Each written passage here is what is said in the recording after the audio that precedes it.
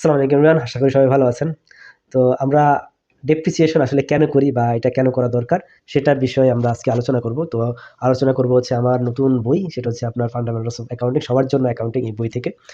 তো সবার জন্য অ্যাকাউন্টিং এই বইটা যারা অ্যাকাউন্টিং, নন অ্যাকাউন্টিং সবার জন্যই আপনার তৈরি করা বা লিখা। তো এখান থেকে আমি ৩ টা কারণ উল্লেখ করেছি আসলে ডেপ্রিসিয়েশন আমরা কেন করব। তার মধ্যে একটি হচ্ছে আপনার ম্যাচিং প্রিন্সিপালস, এটাকে ফলো করা হয়, অর্থাৎ অ্যাকাউন্টিংয়ের যে ম্যাচিং প্রিন্সিপালসটাকে ফলো করার জন্য আপনার ডেপ্রিসিয়েশনটা করা হয়।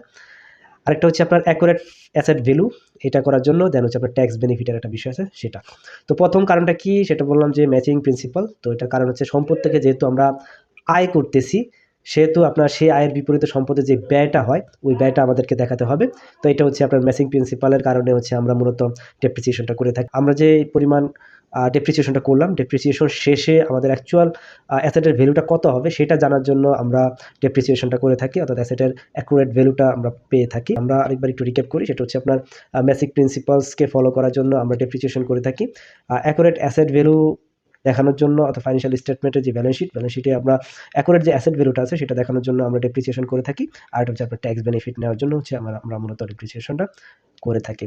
তো এই হচ্ছে আপনার ৩টা কারণ ডেপ্রিসিয়েশন আমরা কেন করে থাকি। তো এতটুকু পর্যন্তই। আসসালামু আলাইকুম।